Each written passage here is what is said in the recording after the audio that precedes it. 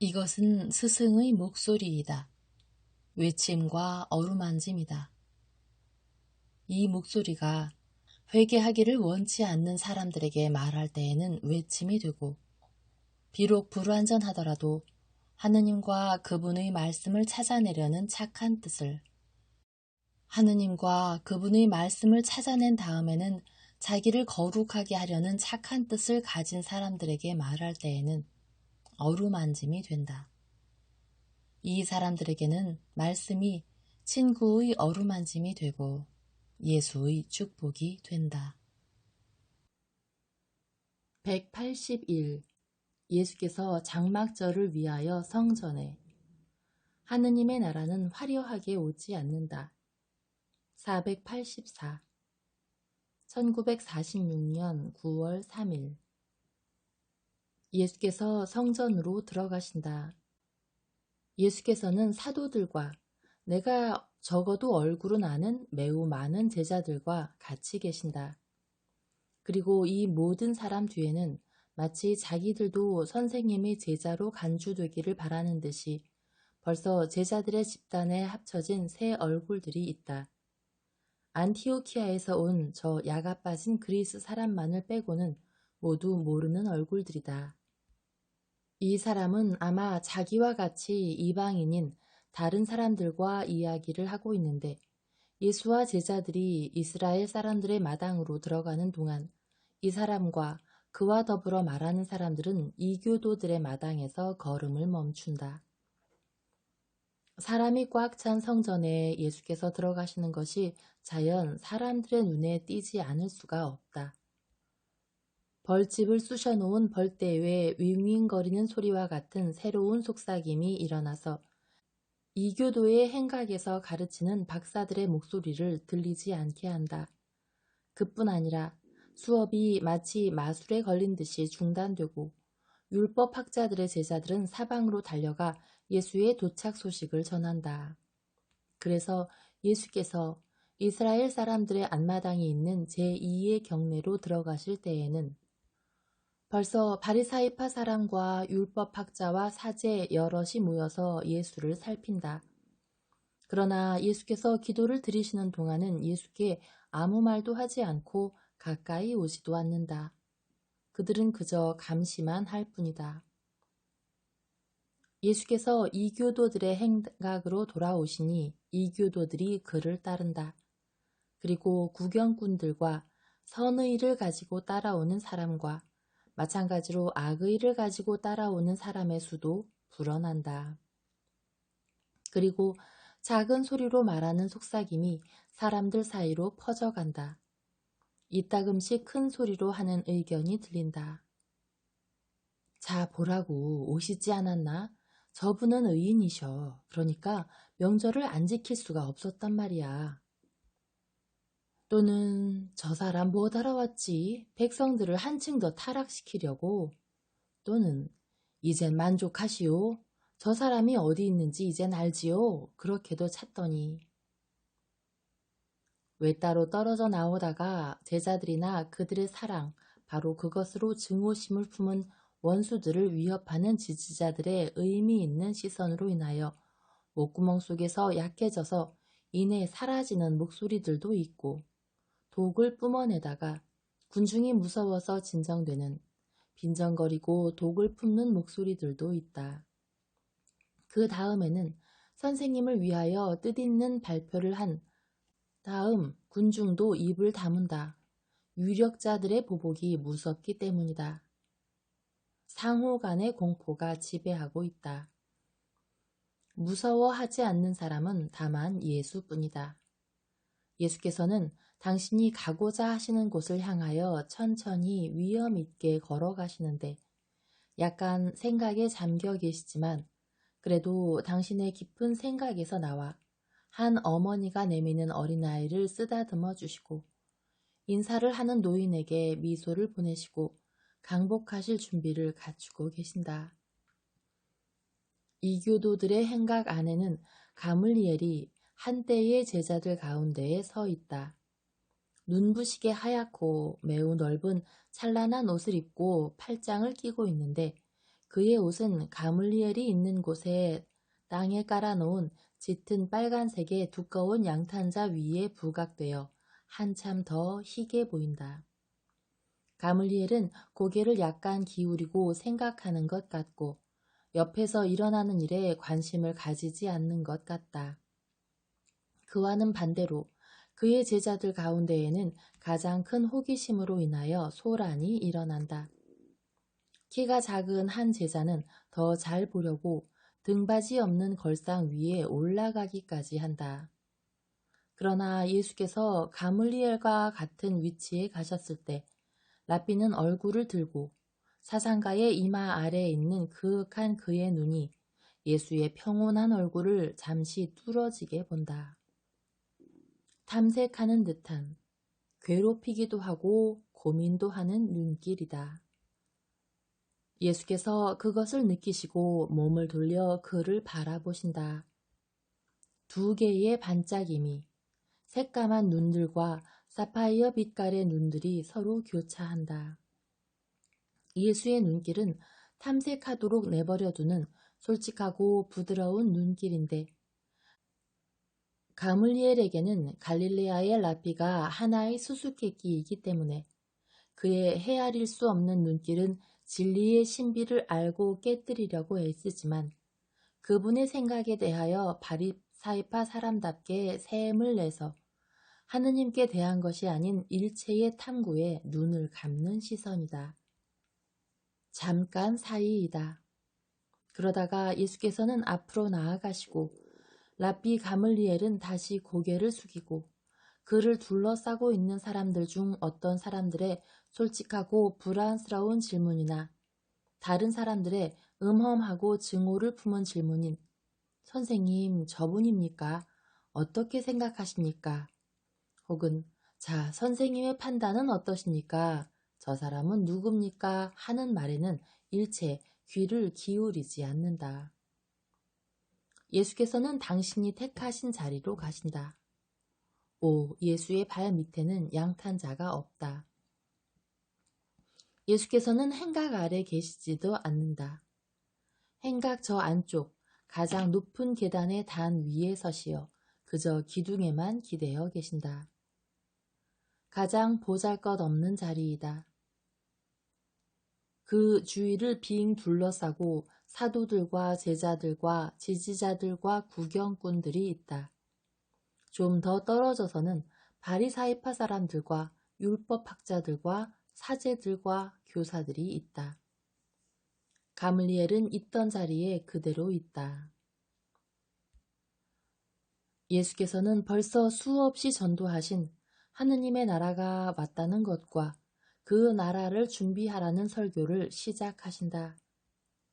그런데 나는 예수께서 거의 같은 장소에서 20년 전에 설명하신 것과 같은 사상을 더 힘있게 되풀이해 말씀하신다고 말할 수 있을 것이다. 예수께서는 다니엘의 예언과 예언자들이 예언한 예고자에 대하여 말씀하시고 동방 박사들의 별과 죄 없는 어린아이들의 학살을 상기시키신다. 그리고 그리스도가 세상에 왔다는 표들을 보여주기로 되어 있는 이 서두 다음에는 당신이 오셨다는 것을 확인하기 위하여 마치 전에 사람이 되신 그리스도의 내림을 동반한 다른 표들과 같이 가르치는 그리스도를 동반하는 지금의 표들을 증거로 드신다. 즉, 당신을 따라다니는 반대, 예고자의 죽음, 끊임없이 일어나서 하느님께서 그리스도와 함께 계시다는 것을 확인시키는 것을 상기시키신다. 예수께서는 절대로 반대자들을 공격하지 않으시고 그들을 보지도 못하시는 것 같다. 예수께서는 당신을 따르는 사람들의 믿음을 굳게 하시려고 말씀하시고 그들의 잘못 없이 밤중에 있는 사람들에게 진리를 비추어 주기 위하여 말씀하신다. 어떤 기분 나쁜 목소리가 군중의 끝부분에서 나온다. 선생의 기적들이 안식일에 오면 어떻게 하느님께서 선생의 기적 속에 계실 수 있습니까? 바로 어제 선생은 벳바게에 가는 길에서 문둥병자 한 사람을 고쳤습니다. 예수께서는 방해하는 사람을 바라보시고 대답은 하지 않으신다. 그리고 계속하여 사람들을 억압하는 힘에서의 해방과 영원하고 패배를 모르고 영광스럽고 완전한 그리스도의 나라의 설립에 대하여 말씀하신다. 그런데 그게 언제입니까? 하고 한 율법학자가 빈정거리며 묻는다. 그리고 이렇게 덧붙인다. 우리는 선생이 왕이 되고자 한다는 걸 압니다.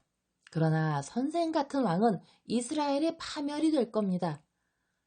선생의 왕권이 어디 있습니까? 선생의 군대와 재물과 동맹 관계가 어디 있습니까? 선생은 미치광입니다. 그리고 그와 같은 많은 사람이 업신여기는 웃음을 웃으며 머리를 내젓는다. 어떤 바리사이파 사람이 말한다. 그렇게 하지 마시오. 그렇게 하면 저 사람이 말하는 나라가 어떤 것인지, 그 나라에 어떤 법률들이 있을 것인지, 그 나라가 어떻게 생겼을 것인지 알지 못할 것입니다. 아니, 혹 옛날 이스라엘 왕국이 다윗과 솔로몬의 시대에처럼 대번에 완전하게 졌습니까? 완전한 왕으로서의 광위가 오기 전에 얼마나 많은 불안정과 어두운 시기가 있었는지 기억하지 못합니까? 첫 번째 왕을 가지기 위해서는 우선 왕에게 기름을 부어야 할 하느님의 사람을 양성해야 했고, 따라서 엘카나의 안나의 수태불능을 없애야 하고, 안나에게 아들을 바칠 생각을 가지게 해야 했습니다.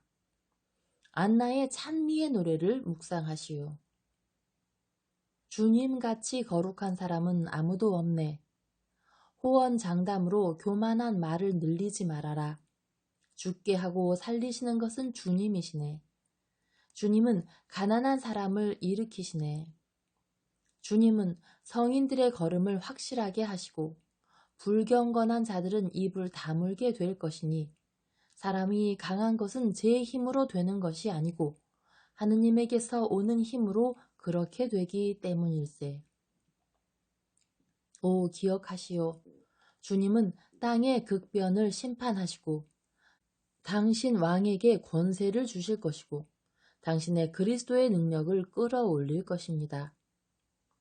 예언의 그리스도는 혹시 다윗에게서 오기로 되지 않았습니까? 그러면 사무엘의 출생에서부터 모든 준비가 그리스도의 나라에 대한 준비가 아니었습니까?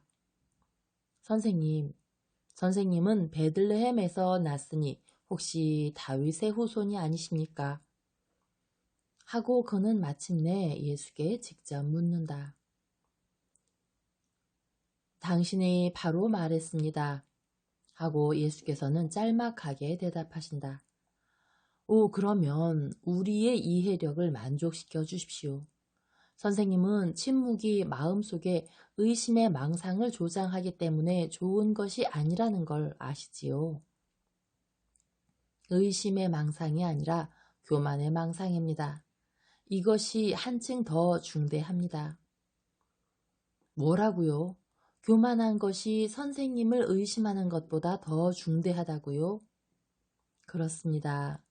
교만은 지능의 음란이고 이것은 루치펠 자신의 죄이므로 가장 큰 죄이기 때문입니다. 하느님께서는 많은 것을 용서하시고 하느님의 빛은 무지를 비추고 의심을 흩뜨리기 위하여 사랑으로 빛납니다. 그러나 하느님께서는 자기가 당신보다 더 위대하다고 말하면서 당신을 비웃는 교만은 용서하지 않으십니다. 우리 중에 누가 그런 말을 합니까? 하느님이 우리보다 더 못하시다고? 우리는 하느님을 모독하지 않습니다. 하고 여러 사람이 외친다. 당신들은 입술로는 그렇게 말하지 않습니다. 그러나 행위로는 그렇게 단언합니다. 당신들은 하느님께 이렇게 말하고자 합니다. 그리스도가 갈릴레아 사람 서민일 수는 없습니다. 저 사람일 수는 없습니다. 하고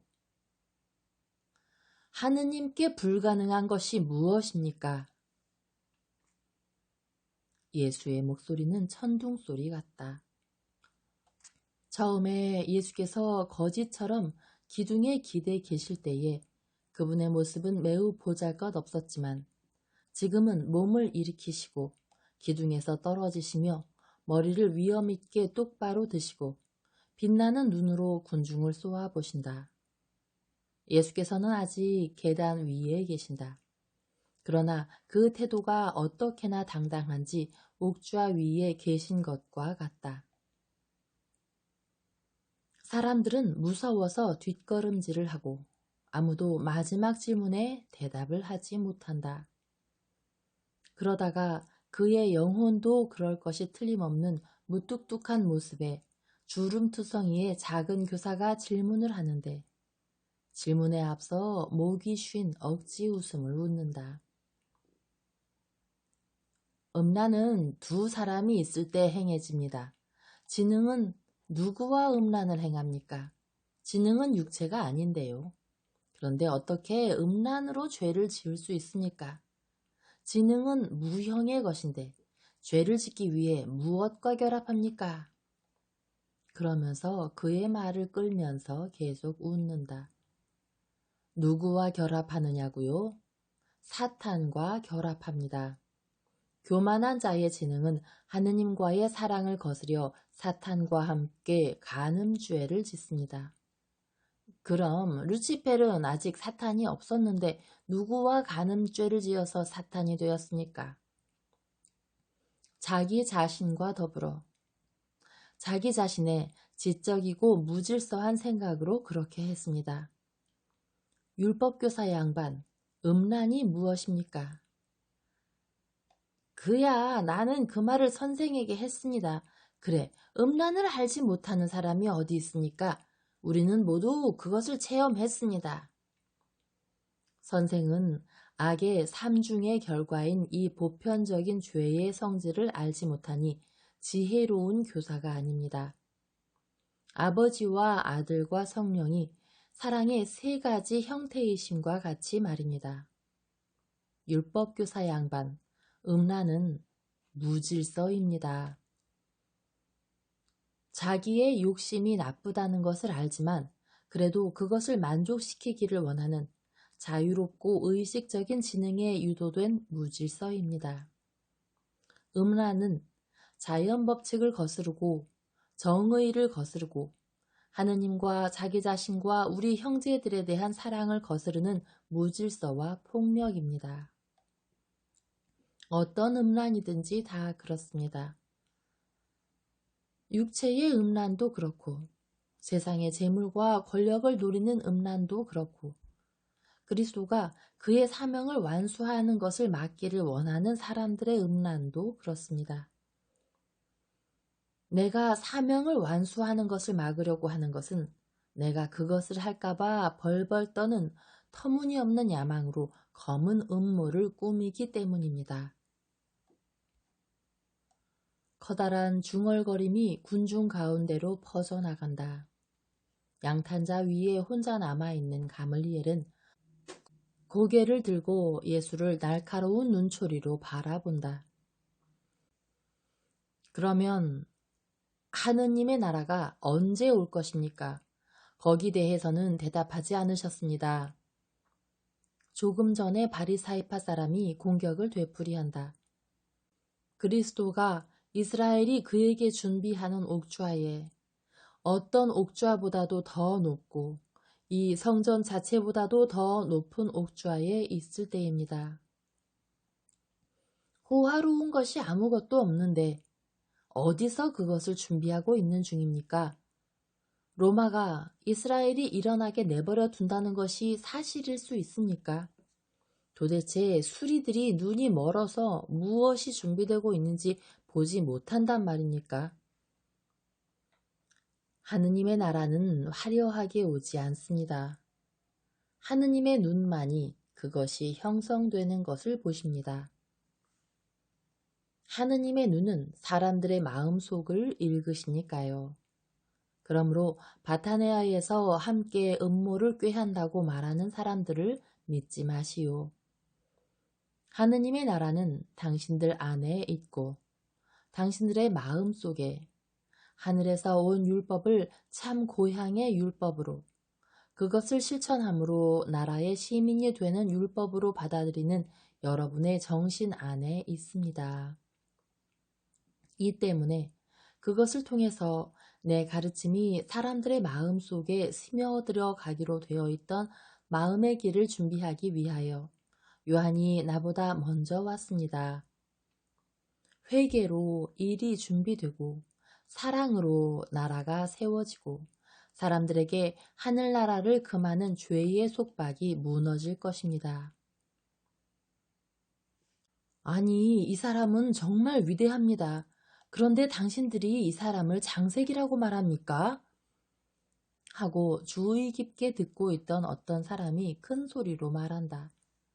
그들의 옷으로 보아 유다인들이고 또 아마도 예수의 원수들에게 교사된 다른 사람들은 어리둥절하여 서로 바라보고 교사하는 사람들을 바라보면서 묻는다.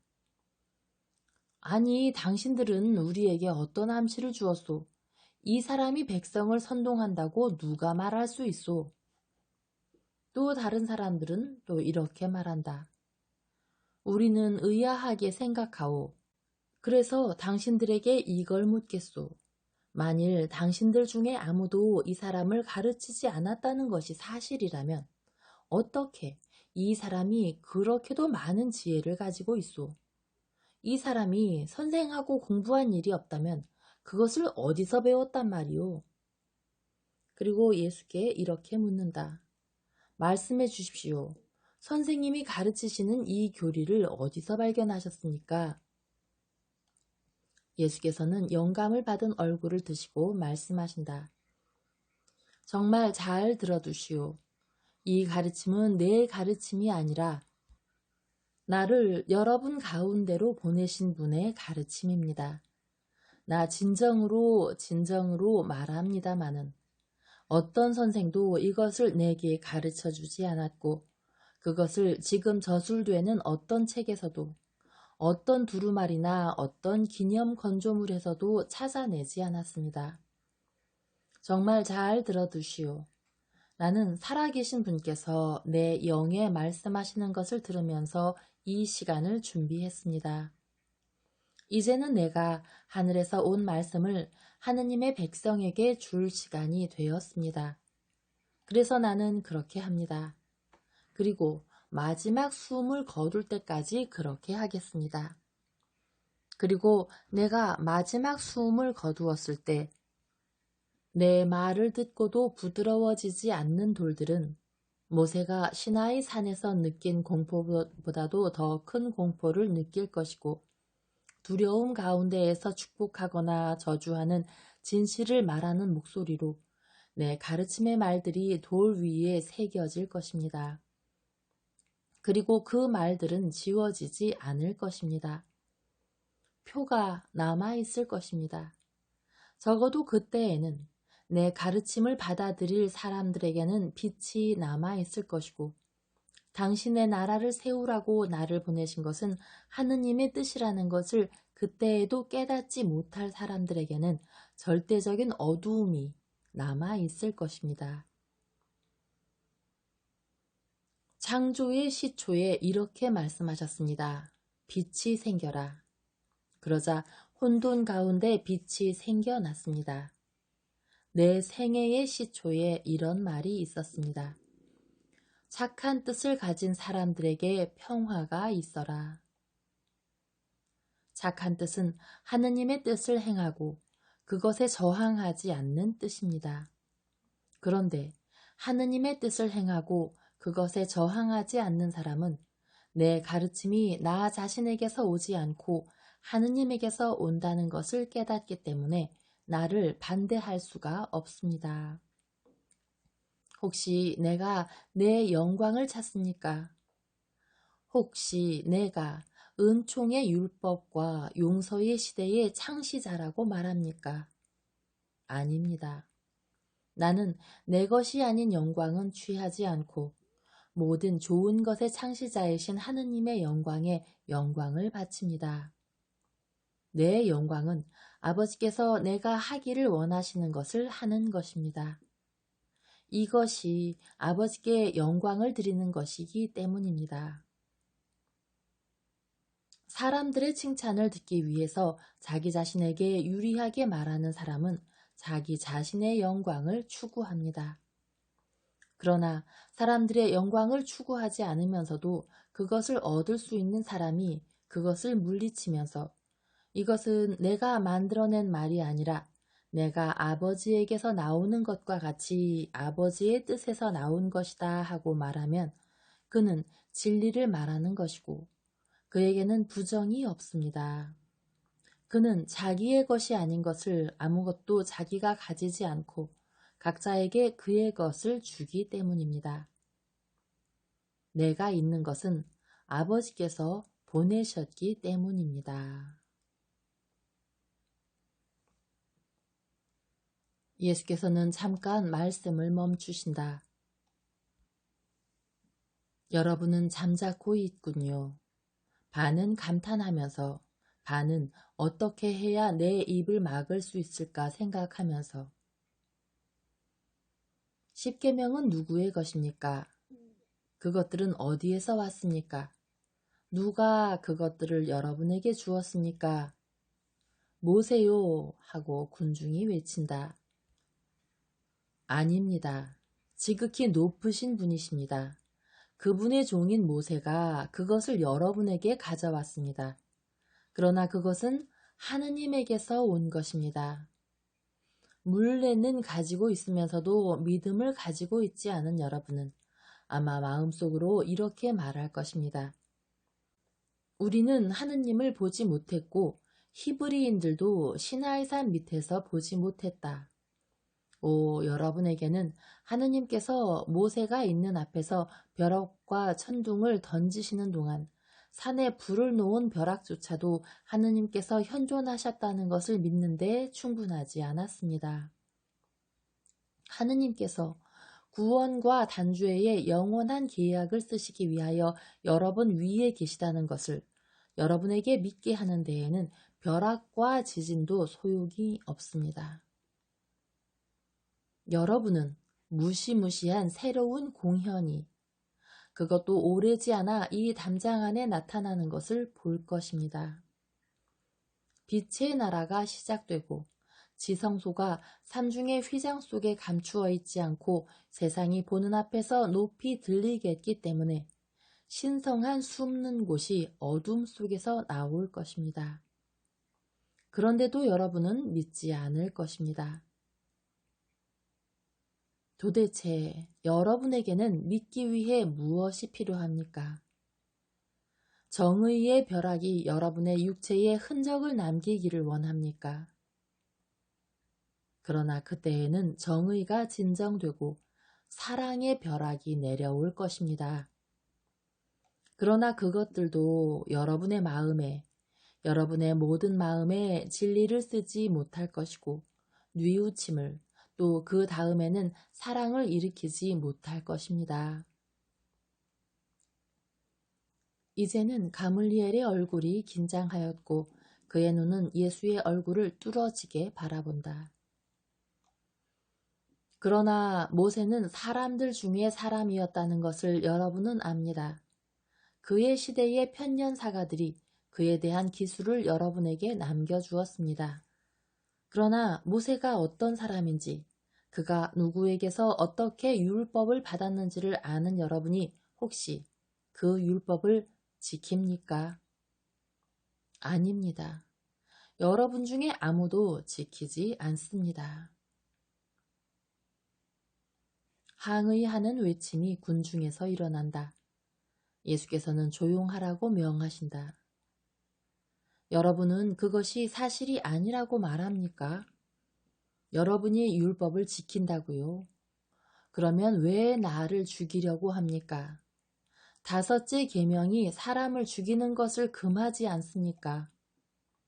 여러분은 나를 그리스도로 인정하지 않습니까?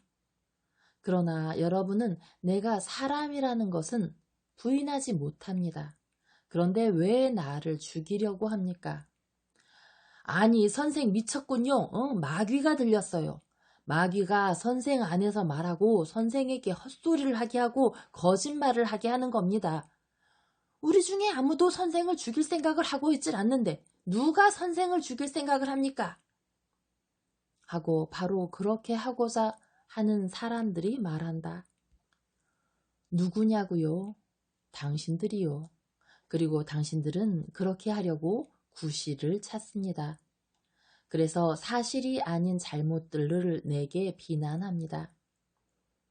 이것이 첫 번은 아니지만 당신들은 안식일 동안에 사람들을 고쳐주었다고 나를 비난합니다.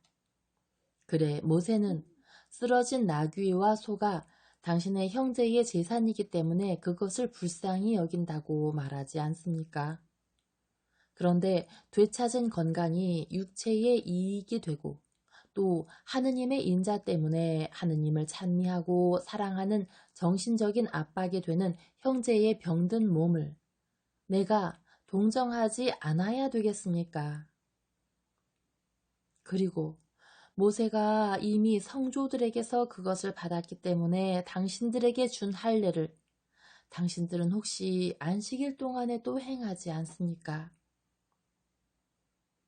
안식일 동안에 한 남자에게 할례를 행하는 것은 할례가 한 남자아이를 율법의 아들이 되게 하는 데 소용되기 때문에 안식일에 관한 모세의 율법을 어기는 것이 아닌데 어째서 내가 어떤 사람의 육체와 정신 전체를 안식일 동안에 고쳐서 하느님의 아들을 만들었다고 해서 분개합니까? 겉보기와 글자에 따라서 판단하지 말고 올바른 판단을 당신들의 정신으로 내리시오. 글자와 물레와 겉보기는 죽은 물건과 그림이지 참 생명이 아닌데 말과 겉보기의 정신이야말로 실제적인 생명이고 영원한 셈이기 때문입니다. 그러나 당신들은 이런 것들을 이해하기를 원치 않기 때문에 이해하지 못합니다. 가겠습니다. 그러시면서 모든 사람에게 등을 돌리시고 출입구 쪽을 향하여 가시는데 사도들과 제자들이 뒤따르고 애워싼다.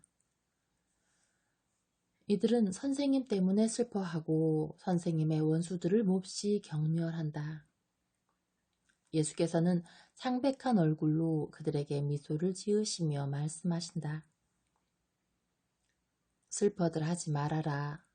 너희들은 내 친구이다. 그리고 내 때가 끝나게 되어가니 너희들이 내 친구인 것이 잘하는 일이다. 너희들이 사람의 아들의 이 날들 중에 하나를 보기를 갈망할 날이 오래지 않아 올 것이다. 그러나 보지 못할 것이다. 그때에는 우리는 선생님이 우리 가운데 계신 동안 선생님을 사랑했고 선생님께 충실했다고 생각하는 것이 위로가 될 것이다. 저들은 너희를 조롱하려고 또 너희를 미친 사람으로 보이게 하려고 그리스도가 돌아왔다, 여기 있다, 저기 있다 하고 말할 것이다. 저들의 말을 믿지 말아라. 가지도 말고 저 빈정거리기 잘하는 사람들을 따라가지도 말아라. 사람의 아들은 가고 난 다음에는 그의 날이 되어야만 돌아올 것이다.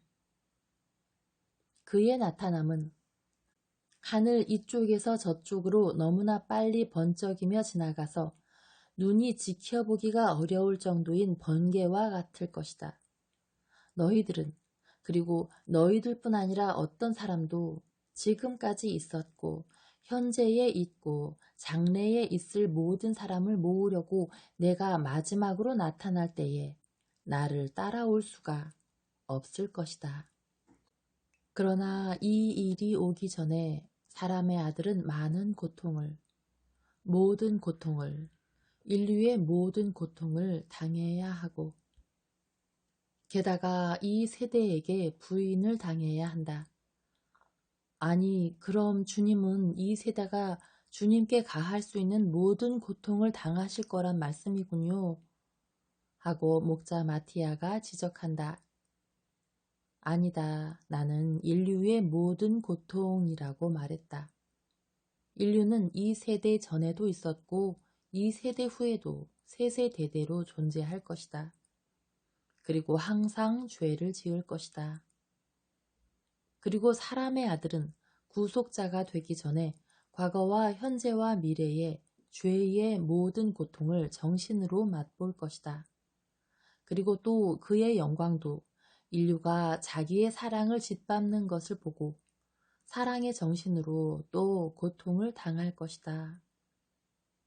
너희들이 지금도 알아듣지 못한다. 이제는 저 집으로 가자. 저 집은 나와 친한 집이다.